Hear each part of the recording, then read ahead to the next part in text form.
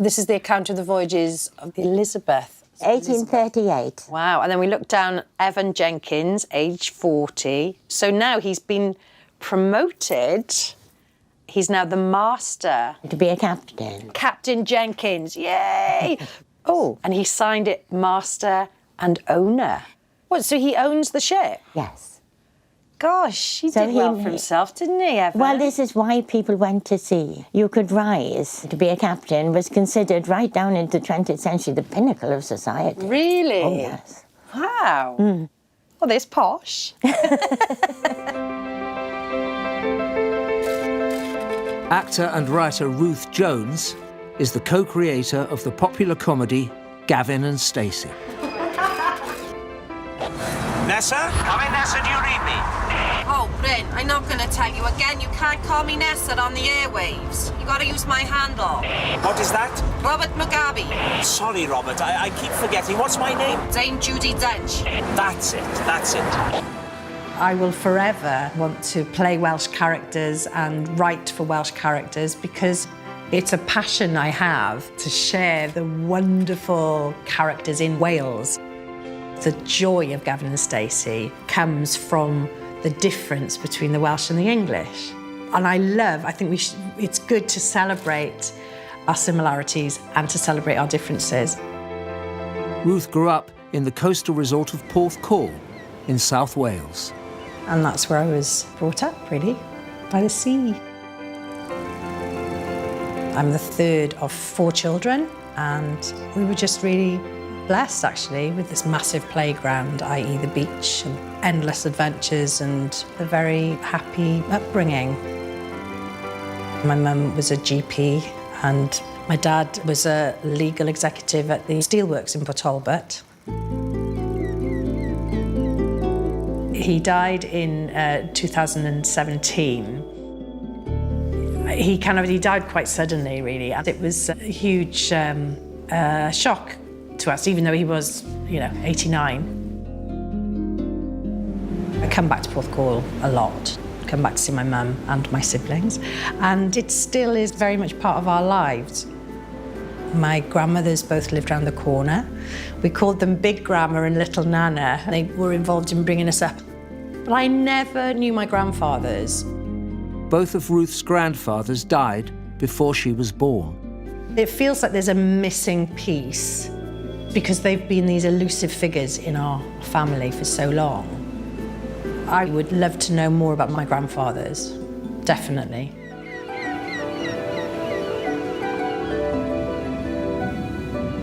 We're just coming into Porthcawl now. I always love this bit because you have the harbour on the left there.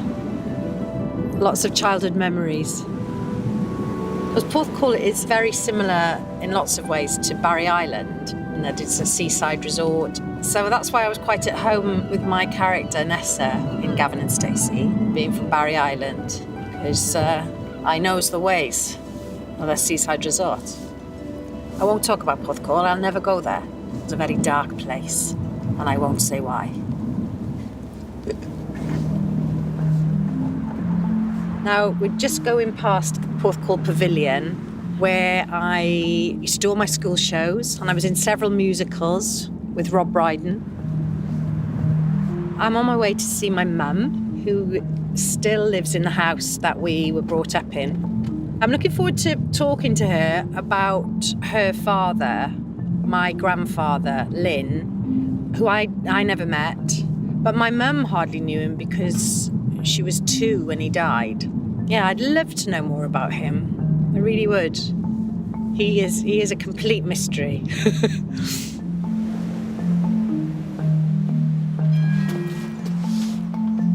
Hello. Hello. Lovely to see you. Oh, Burita, come in. Oh, thank you. A bit of a Welsh welcome. Yes, of course. So I don't know anything, really, about your dad, about Grandpa about my Lynn. dad. OK, well, his name was Griffith Llewellyn Jenkins, but always known as Lynn. And I've got a photo of him in this old album.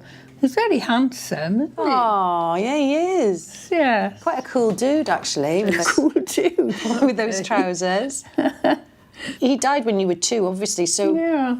At the beginning of the war, he tried to enlist, you see, at the beginning 1939. And, So you'd have been 2 then? Yes, and the doctor examining the recruits said, "Oh, I think you ought to go and see your own doctor." He'd listened to his heart, And a very short time afterwards, he died. He was only... From heart problems? Yeah, only 39. So young. But, this, I think, was him with me on his lap as a baby, see? Aww. And there's him with Grandma there. Oh, wow. So elegant, weren't they? The dresses Yes. and the clothes. Yeah. They look really in love, don't they? Yeah. So sad that they were married for such a short time. Yes, it was, wasn't it? Yes. Did Grandma talk about him No, much? this is the thing. She really never talked about my father at Really? all. So I didn't really know anything about him. I've got something which I don't know if you've ever actually seen these little slippers. He'd gone up to the rugby in Edinburgh and brought them back for me from Edinburgh. So my only sort of tangible memory of him, really. Aww. So sweet, aren't they? Must be so strange, because I think, Dad was such a huge and important part of our lives. Yes, The idea of not having a dad growing up is, I can't even begin to imagine it. Yeah. He was a licensed victualler. It just meant that he owned a pub. And Lynn's father was Griffith Owen Jenkins. Okay, right? so he would have been my great-grandfather. Great-grandfather. He had a pub up in Carmarthen. And did you have anything to do with him? No, but I've got this family Bible. It's not the sort of thing you keep out, Oh, that's in Welsh. Yeah, So is it a Welsh? Oh yes, Yes, it's a Welsh Bible. Welsh Bible. Yes. A Bible. Now, I don't know if you can translate it for me. I can see cofia, verb something. So this Bible is in your possession. Read it often, my dear friend, and treasure it in your memory, because it will hold you to account on Judgment Day. Yeah. Oh, isn't that lovely? Oh, how marvellous. Now, if we look inside... Oh, and so Griffith, my great-grandfather. Yes. It says Griffith Jenkins, born 1860, son of David and Hannah Jenkins. Oh. And you were Hannah a Hannah Jenkins, weren't you, growing up? Yes. Well, there's another Hannah Jenkins. They're everywhere. David and Hannah, they didn't have much imagination of the names, did they? Well, I don't When mind. in doubt, call a daughter Hannah. That's right. So David Jenkins was the father of these people. He must have written all this, okay? So David was my great-great-grandfather. And so these are the children: Nell, Griffith, Grace, Evan, Hannah, Thomas, Rachel, Mary, Elizabeth. 1, 2, 3, 4, 5, 6, 7, 8, 9. Flippin' Nora. I've got this photograph of all these people. Yeah. Now, there are 9 people on the photograph. So I presume that those are these people. Do you think they would be? Well, that would make sense, wouldn't it? Does it have a date on the back or something? No, it says Portrait and Landscape, Newquay, Cardiganshire. It makes sense that possibly they could be these people. It's all a bit of a mystery, isn't it? Yeah. So my great-grandfather Griffith, his parents David and Hannah, do you know anything more about that previous generation then? Well, we do have this list of baptisms. Oh, okay? right, yeah. County of Cardigan, 1829. David, son of Evan and Eleanor. So David was my great-great-grandfather, and his father on here was Evan Jenkins, who would be my great-great-great-grandfather. Trade, mariner. Oh, seafaring. That sounds really exotic, ma'am. Baptisms in the parish of Llan Llwchaiarn. Oh, blimey, that's a really complicated Welsh word to say, isn't it? Shall I look it up and see where it is? Because I've not heard of that before. It's not in Porthcawl. It's not in Porthcawl, no.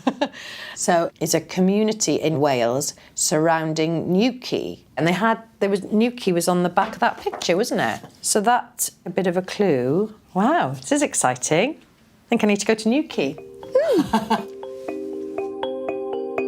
Ruth's made new discoveries about her mother's side of the family.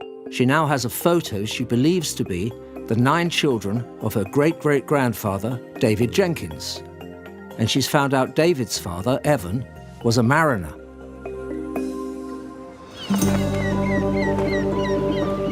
Both clues have led her to Newquay, on the west coast of Wales. She's meeting local historian Sue Passmore to find out about her great-great-great-grandfather's life at sea. Sue. Hello, Ruth. Hello. How nice to see you. Lovely to meet you. Come in. Thank you very much.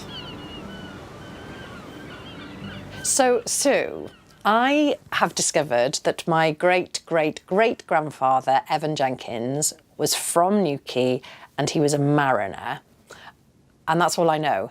Well, Can you tell me anything? Yes, well, here is a document that will give you an idea of what he was doing. This is a list of the voyages of the ship Eleanor. So we've got here a count of the crew. Yes, now this is the exciting bit. Ooh. So the master was called John, and then we have the mate, who was Evan Jenkins. Hiya, Gramps. So he was 37, born in Newquay. Says he was the mate of this ship, the Eleanor. So he was the second in command. Wow. And here is a list of the voyages they made. So basically they were going from Swansea to Newquay, Newquay to Milford, kind of all around here. Yes. We can see from these places that the ships went to, it was quite local then. Yes. This was the coasting trade. In the early 19th century, the coastal trade was a vital part of the British economy. Before railways became widespread, mariners like Ruth's great-great-great-grandfather kept the goods and raw materials of the Industrial Revolution moving. The coast of Britain was peppered with ports, big and small. But Newquay first began as a port way back in 1690. When they first built a quay, we weren't Newquay until they built the quay. So it's literally A new the quay. new quay. Yes, and In the first time 1690. it appears in all the documents, new quay.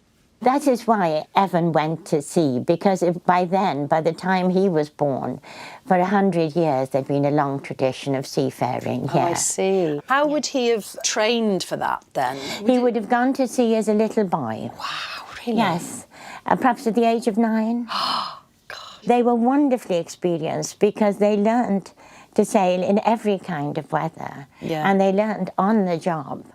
And the best crews, people have always reckoned, even when the days of the big sailing ships came from small ports like this, because they'd had such terrific early training. And they'd got used to it all and... Yes. But you should move on to this next document because it shows you more about Evan's progress in his career. This is the account of the voyages of the Elizabeth. 1838. Wow, and then we look down Evan Jenkins, age 40. So now he's been promoted.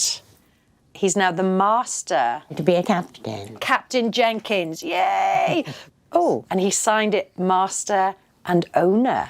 What, so he owns the ship? Yes.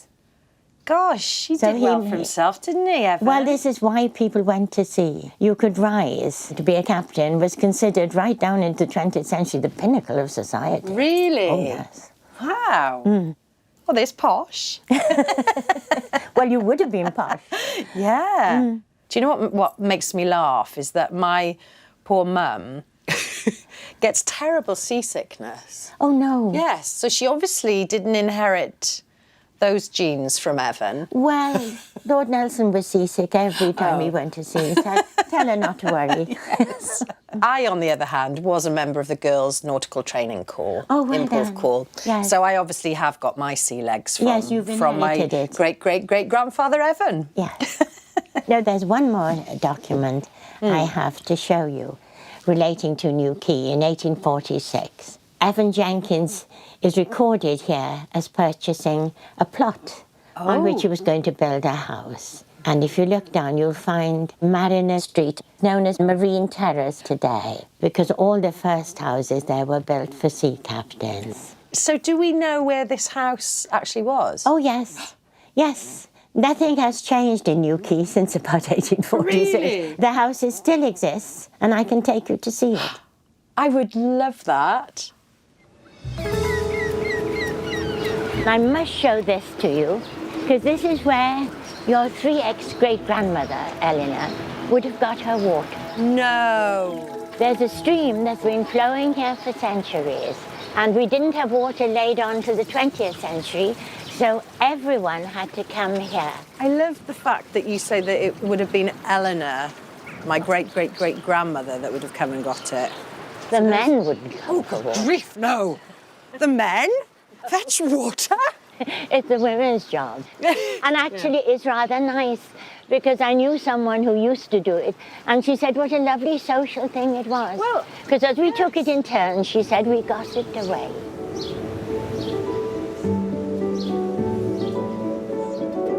So this is Marine Terrace, Yeah. number 1. Is this it? Yes. Yeah. That's quite surreal to think that, he and his family walked in and out of this house, and I'm standing here now, Yes. like And nearly 200 years later. Yes. It's a beautiful house.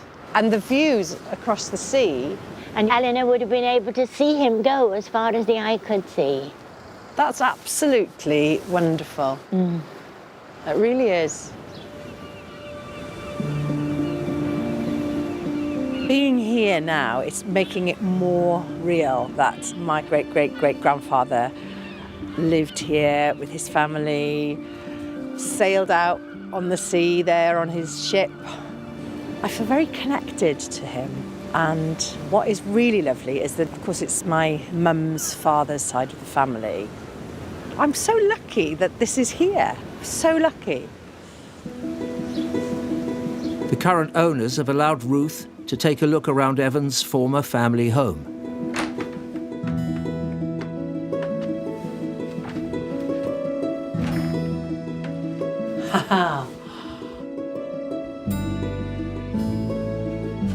There's something quite, not spooky, because it's not spooking me out. It's lovely.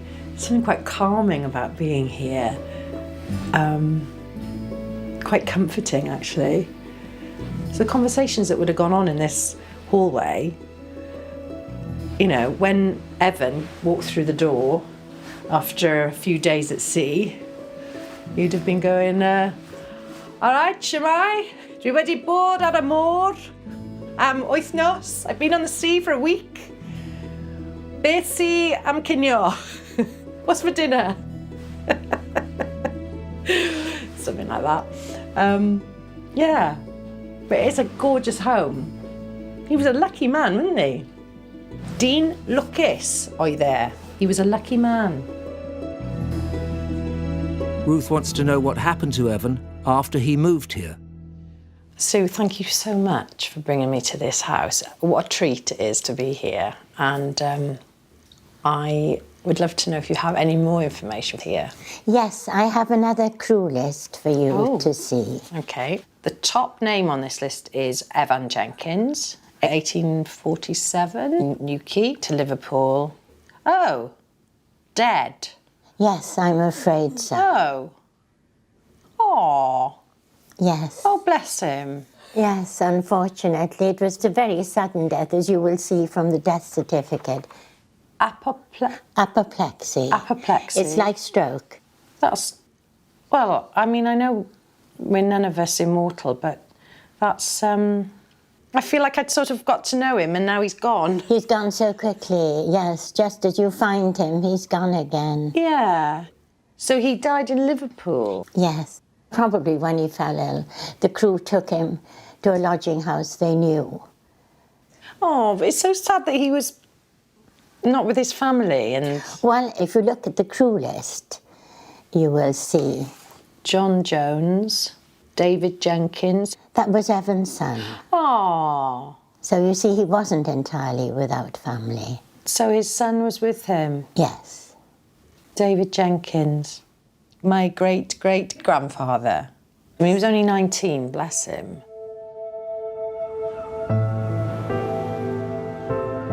There's something reassuring to know that Evan's son was with him when he died, and his son was David Jenkins, who is my great-great-grandfather.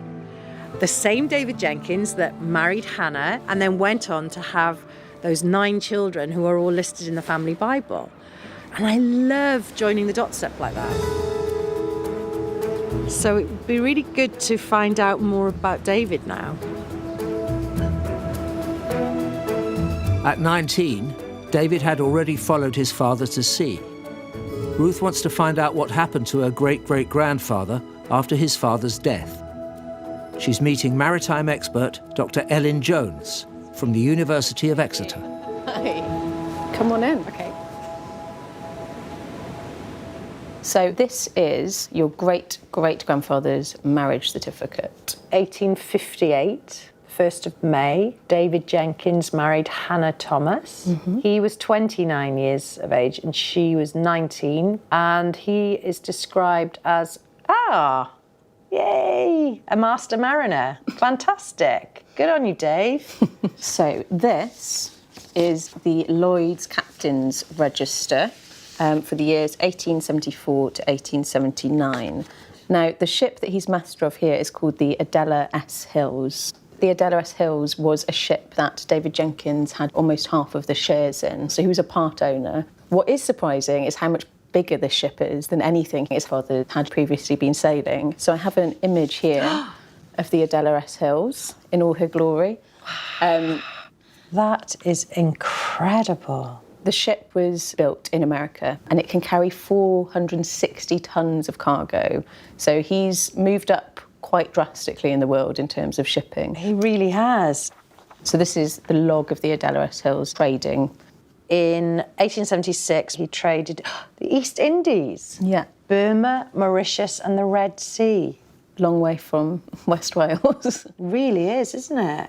So we know that he went to islands off Western Australia. That's like mile. That's literally the other side of the world. It really is, yeah. He's gone global. He has, because when I think about his father, that was sort of quite a small area, I suppose, of travel, just going locally around the Welsh coast. And now it's become, well, like you say, it's global.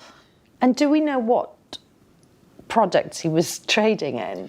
We're fairly sure that he was carrying coal. By the 1870s, coal from the South Wales coalfield was incredibly popular globally. Yeah.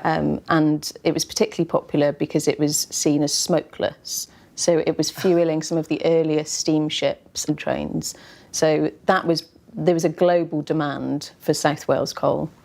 So this is essentially a customs document for the Adela S. Hills. Right. Telling him where he's allowed to go. Any ports and places in the Indian, Pacific and Atlantic Oceans, China and Eastern Seas, and United States, continent of Europe, and back to a final port of discharge in the United Kingdom, term not to exceed 3 years. What, so he could be at sea for 3 years? Yeah, that's the expectation being set up. Well, well, well. It really is mind-blowing. David Jenkins, my great-great-grandfather, he travelled the world on these sailing ships. You know, I've been lucky enough to go on some nice holidays, thank you very much. But what he must have seen and what he must have learned, it makes me realise how little I do know about life. What also does really intrigue me is he was at sea sometimes for a couple, 2 or 3 years. And yet he had 9 children. What was his family doing when he was at sea? It's something I know nothing about, and I blooming well want to find out more. Ruth has a copy of the group photo her mother showed her, which she suspects is of her great-great-grandfather's 9 children. Lovely to meet you. She hopes fashion historian and photo dating expert Jane Shrimpton can help her prove it. As a dress historian and a portrait specialist, I do work on family photographs and I can date them and interpret them. And also we look out for other clues and see what else they can tell us. So, this photograph was given to me by my mum, and it has 9 people in it 6 females and 3 males. And it does say that it was done in Newquay, which is obviously where we are here.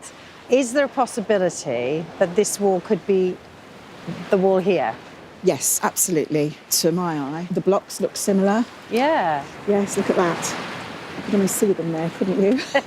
Lined up. Yeah. And also, it's interesting, if we look on the back, the photographer, he also takes landscapes. Right. And he is here in Newquay in the 1881 and the 1891 census. So they give us a time span within which he was working here. Right. And then really, as you say, the only other clue now is the image itself. So really, in a situation like this, we do have to look at the fashion clues. Okay. For example, the very long bodice here on the left. Yeah. Quite an elongated look generally. Mm-hmm. The men have got quite slender clothes. So we're looking at that sort of silhouette and also the styles of headwear, because hats and caps are very subject to fashion. Yeah. So my immediate thought is early to mid 1880s. Can I just ask you about this hat here on this? You can ask me, and I don't actually know the answer to that one. Personally, I think she's either made her own hat, possibly even knitted. Oh. If you think about the sort of knitting tradition of... Yes, my mother knitted this. Yes. They must be related. It's in the family, isn't it? So I think, it's something that she's put together herself, possibly. Can I also now ask you about the men in the picture? Yes. We've got 3 of them. His hat is a bit different from his brother's hat. Yes. These 2 are more or less in ordinary civilian dress, and they're wearing the morning coat, and this was very much the style of the 80s. Right. So I think we're looking at about 1883, 84. Right, okay. So, Okay. Also, I noticed that this lady here, who's in the middle of the photo, looks to me like she might be the oldest. She seems to be in a much richer fabric. It almost looks like crushed velvet or something. I think what she's wearing is the form of velvet. It's called plush, and it's really strongly associated with the 80s. Right, okay. So it's very much of its time. If we assume that that's Nellie, the oldest in the middle, then I think he looks like the next oldest. Yes, I would say In so. which case, that would be Griffith, my great-grandfather. Great-grandfather. And also, I think he's a very handsome chap, and obviously. the genes run in the family. Yes, exactly. I think that's a really plausible interpretation. Yeah. So we've got 9 people who are likely to be siblings. 6 females and 3 males. And really, at this particular date, which we've agreed does seem to fit all 9 siblings, who else is there going to be in the family with the right makeup, really, of people? So, well, thank you for that, because it's, I feel like they are this wonderful collection of a great-grandparent and a load of great-great-aunts and uncles. It dawned on me today that, without realising it, I took on the surname of Jenkins in Gavin and Stacey, because Nessa's full name is Nessa Shanessa Jenkins. I'm a Jenkins too. And I can just imagine she'd have got on very well with Evan, my great-great-great-grandfather, and David, my great-great-grandfather. I'm not sure she'd have got on with Nellie. That Nellie, she's very difficult. I'm not going to lie. Ruth wants to find out what happened to her newfound family members.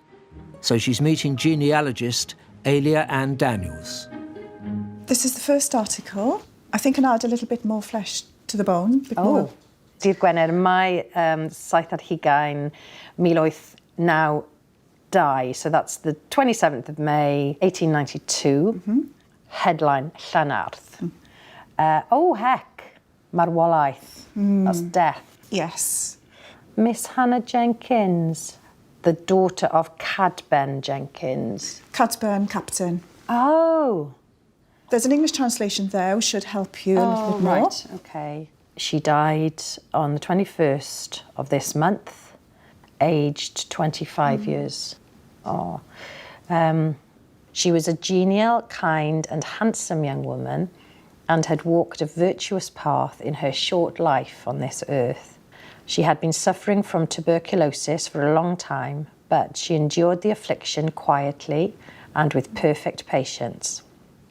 A few minutes Before her life on this earth came to an end, she asked her parents to enter her room, and she recited several hymns. And her spirit then flew up to God, who had given her life. Oh, it's a really beautiful tribute, isn't it? It is, it is. What's striking me is that Hannah would have been one of the sisters in that photograph. Yes, yeah. So that makes that photograph even more poignant, Yeah, really. it is, doesn't it? That was when all 9 of the children were together. Oh dear. We move on to the next document. Tuesday, the 27th of September 1892, so not long after this. Wreck of Banff ships. News was received last week of the wreck of the Banff ship near Montevideo on a voyage from Cardiff to Buenos Aires with a cargo of coal. Oh, Captain Jenkins, North Parade, received the dreadful news that his son, Thomas Jenkins, 23 years old, had drowned on the 20th of September. His funeral service was held on Friday night on the 7th of October in Pennakai Chapel.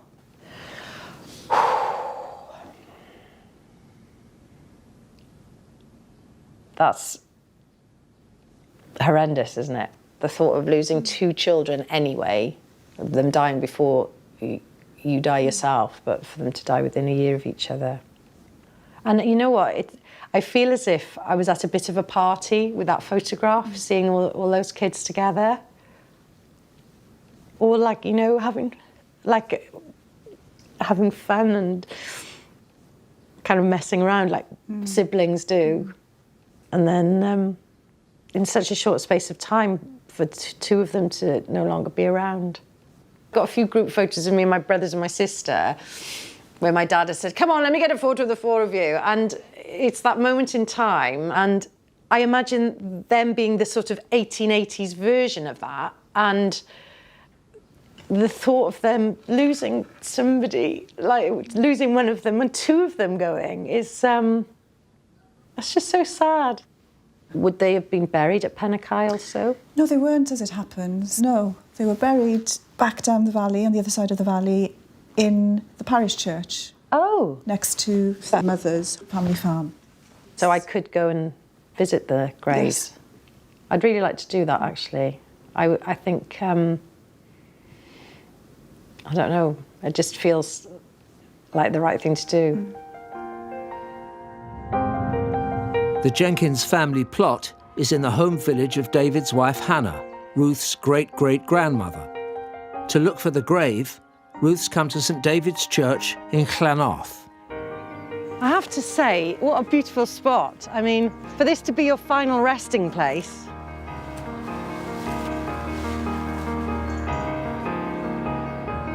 Oh, this looks like a Jenkins. Letters have come away, but I can see that says David Jenkins. And then Eifaru, his death, 63 years old. Hannah, ei wraig, that's Hannah, his wife.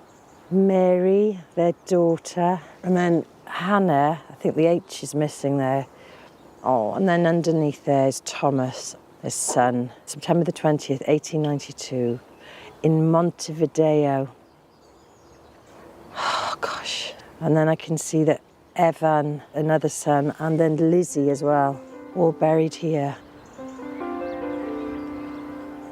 When I set out on this journey, I'd been given some names by my mum and this photograph, and in a way it was a little bit overwhelming because there were so many of them. What's lovely is that I knew nothing really about my mum's father's side of the family. It's like as if there was this closed door which I never thought to open. And now I've opened it, gone through and found out all this lovely information about that side of my family. And it's been lovely to sort of posthumously meet these relatives. And, you know, it was just a photo that my mum had, 2D, black and white, and now it's been brought to life. I feel as if there was a missing piece that I don't think I was even aware of, but now I found it, it feels incredibly enriching.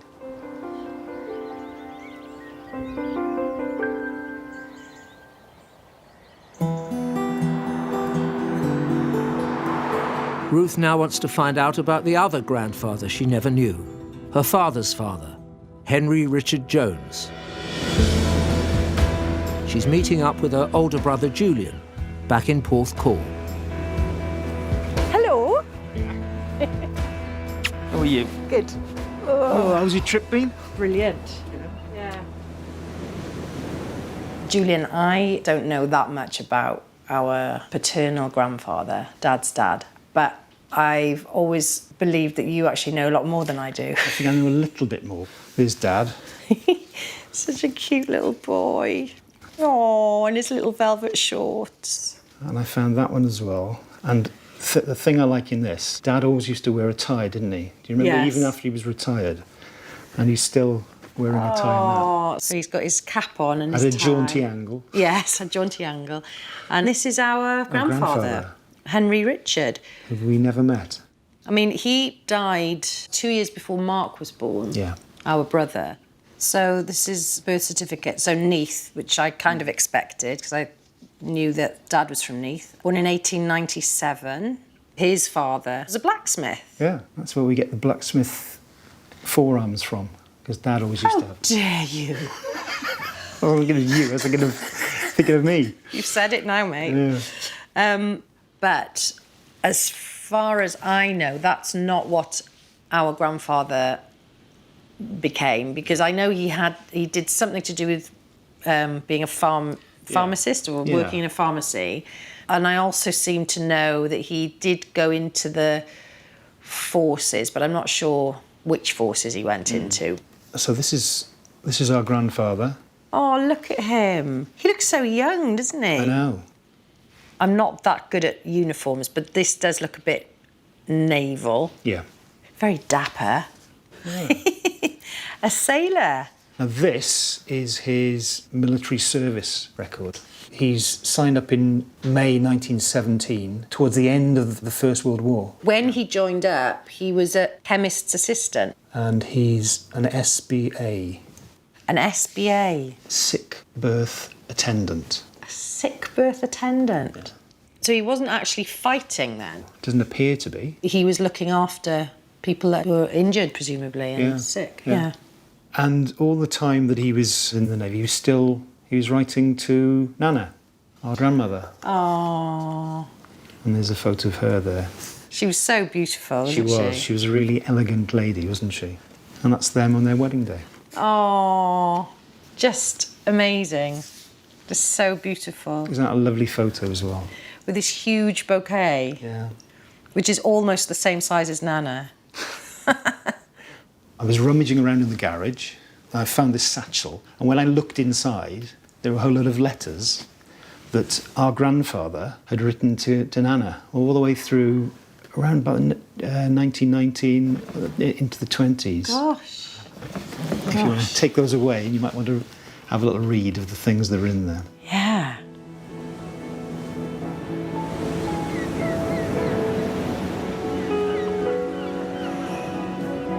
I'm going to have a little read now. Hopefully they will give me a little insight into his personality and his relationship with my grandmother.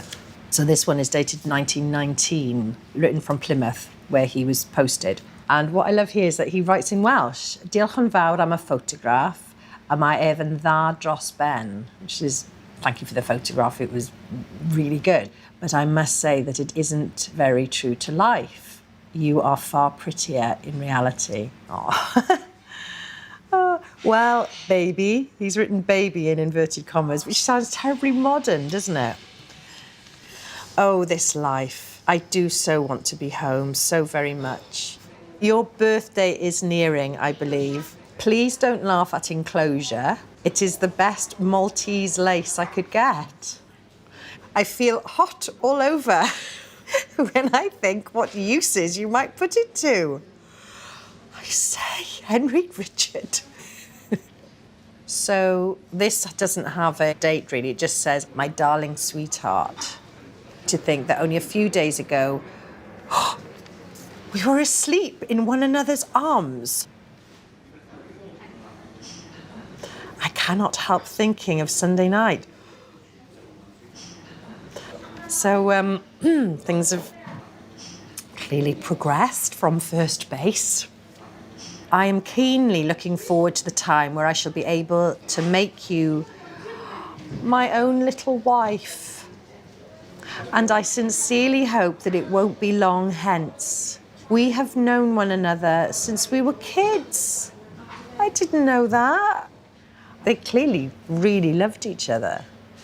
So this is April the 9th, 1931. So that, my dad was born in 1928, so my dad would have been 3 at this point, so they must have married. Ah, yeah, my darling wife. I mean, letters like this just really do demonstrate how real and human he was, and he was flesh and blood and like the rest of us. This headed notepaper is clearly something to do with work, the Neatham District Medical Aid Association. But what was he actually doing now? Was he a pharmacist? I think maybe if I go to Neath, I might find out more.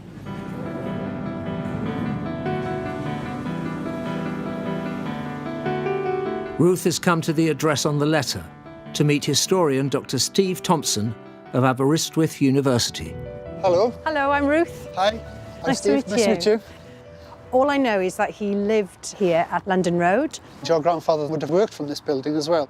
Well, this was the base for the Neatham District Medical Aid Society, for providing medical care for workers and their families here in the town. And your grandfather, as I understand, was the person who distributed the medicines. But your grandfather was also secretary of that Medical Aid Society as well. Oh, wow. Busy man, I'm sure. Yes.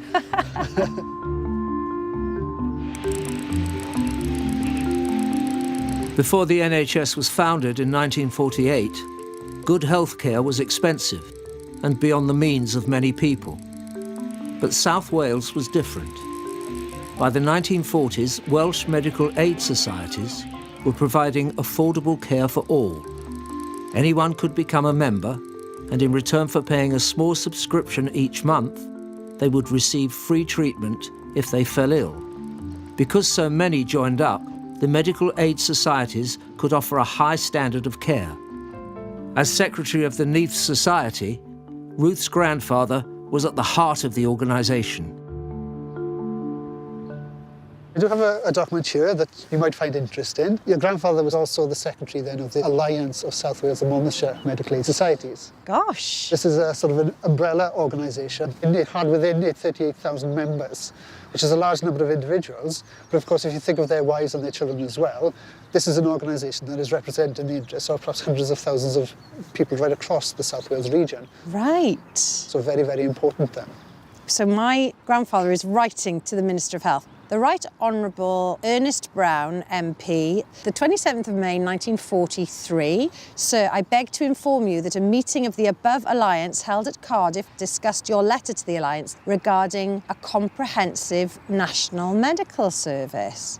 Gosh, is this the NHS? It is what becomes the NHS, absolutely. Right. The meeting expressed its great disappointment that you could not see your way clear to receive representatives of the Alliance until after the publications of the government's tentative proposals. Under the circumstances, I have again been instructed to respectfully request you to take representatives of the above alliance into consultation when the preliminary discussions are taking place and not after their conclusion. So my grandfather was basically saying the medical aid societies should be included in the discussions and the developments, saying, look, don't you go ahead and make these, you need to confer with us. We've got expertise. Yeah.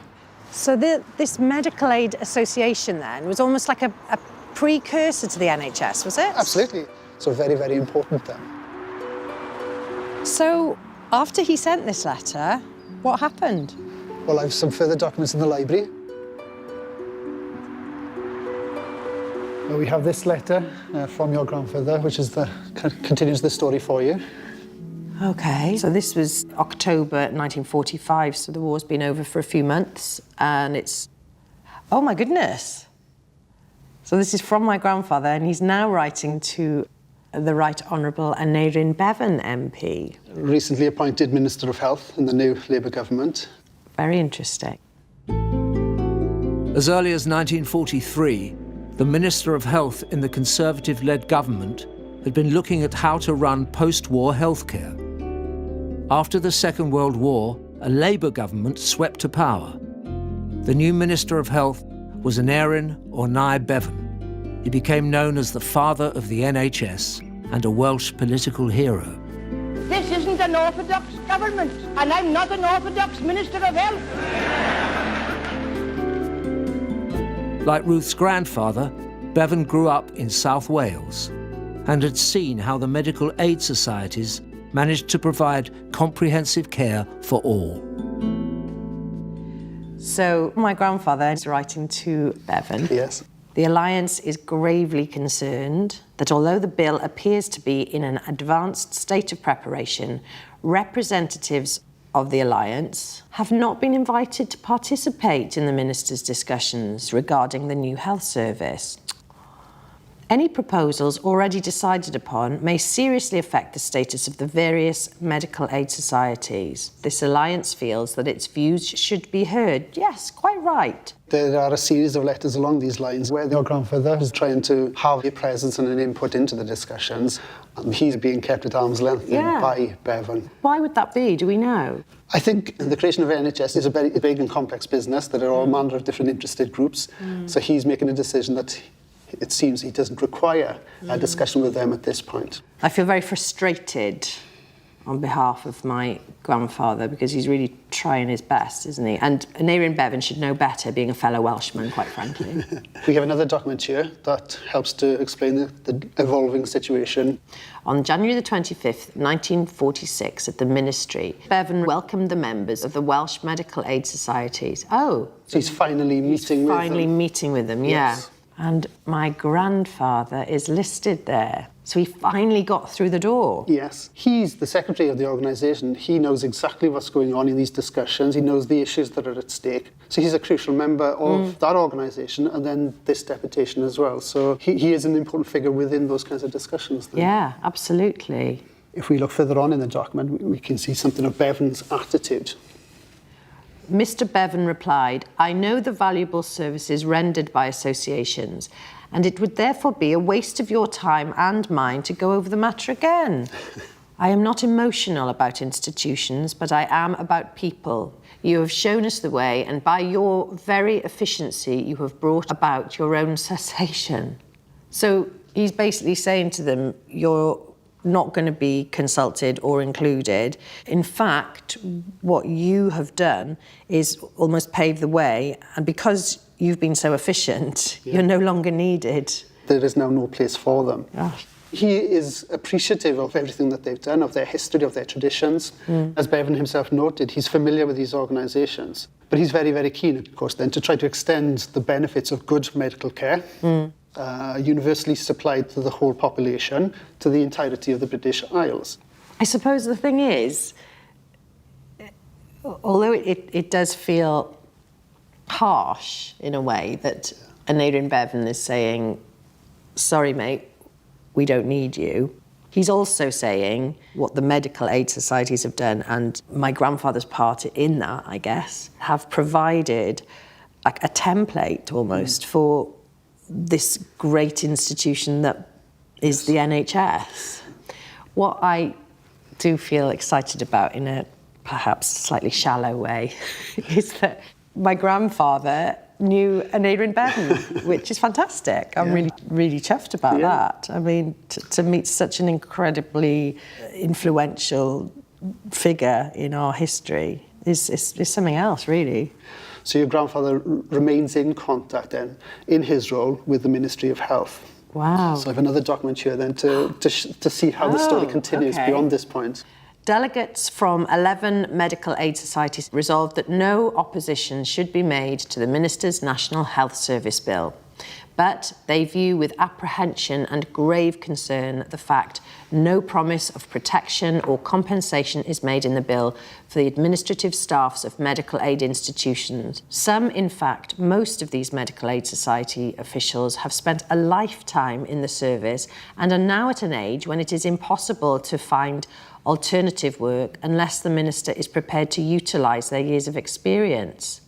So he's basically saying, look, OK, we're not going to oppose the bill. The NHS, this is going to be a great service, this National Health Service, but the people who have worked all these years for the medical aid societies, who have these incredible skills, are now just going to be left out in the cold and are of an age where they probably can't find any other work. Yeah. So your grandfather now, on behalf of the Alliance, is trying to ensure that as many of these individuals who have been working in this particular sphere over many, many years, many decades, are retained perhaps in the new National Health Service in some sort of employment. Yes. So he secures CVs from all those affected and then submits them to the ministry to see if they can be employed. Right. As part of that, he submits his own CV.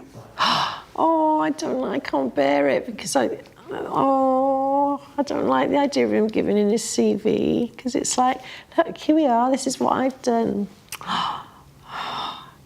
Surname Jones, Christian name's Henry Richard.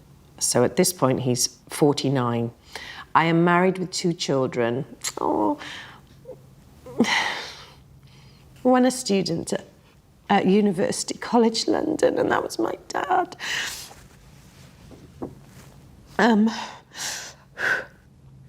Experience, 8 years secretary to the South Wales and Monmouthshire Alliance of Medical Aid Societies, 21 years secretary to the Neath and District Medical Aid Association, 8 years secretary to the Swansea General and Eye Hospital.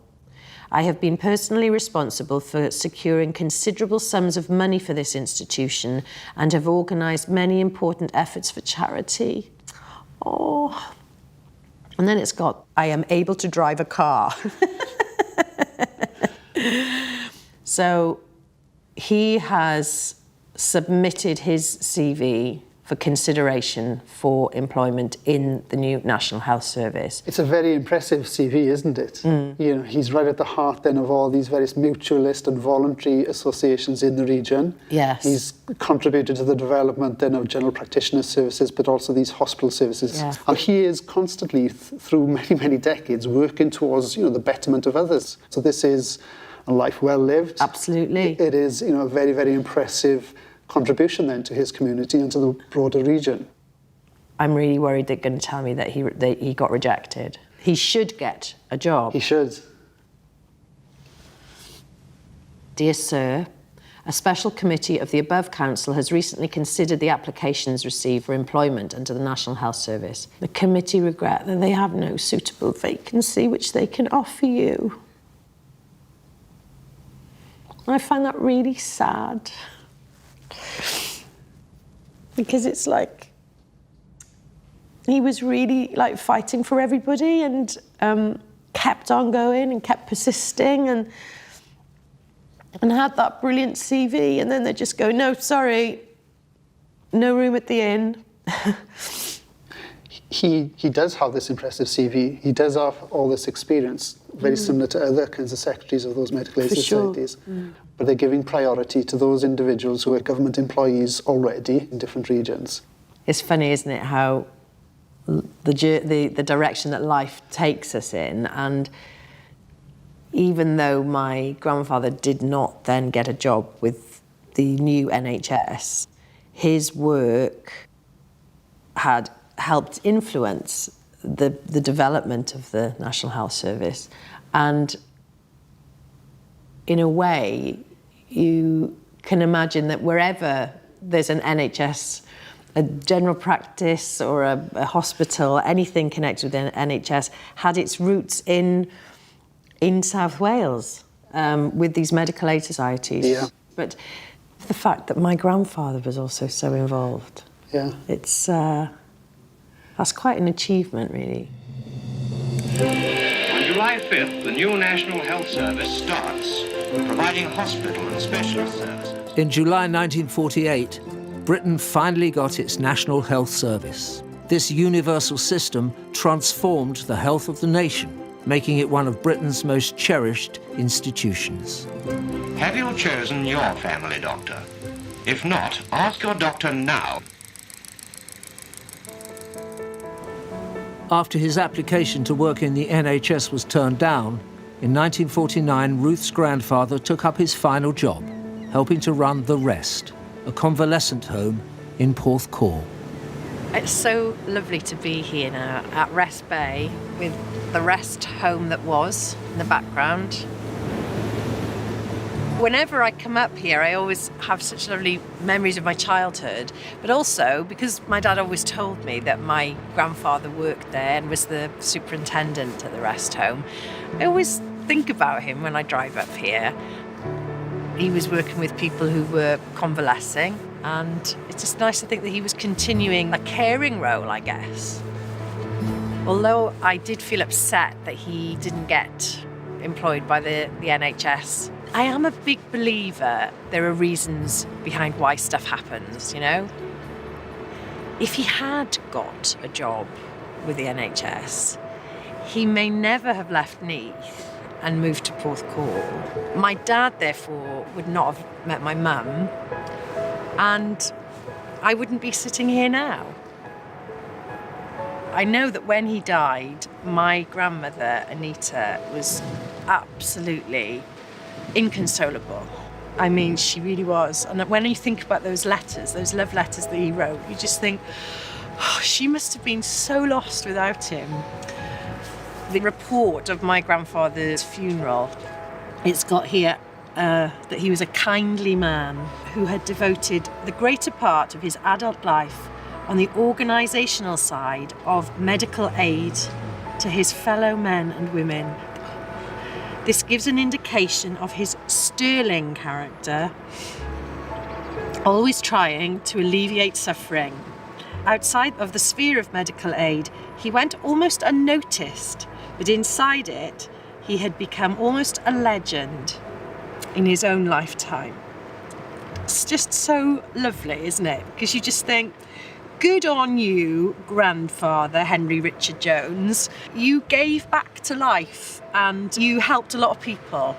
And that's pretty good going, I think. So I've been on this journey where I've got to meet the family of my grandfather on my mother's side, who I knew nothing about.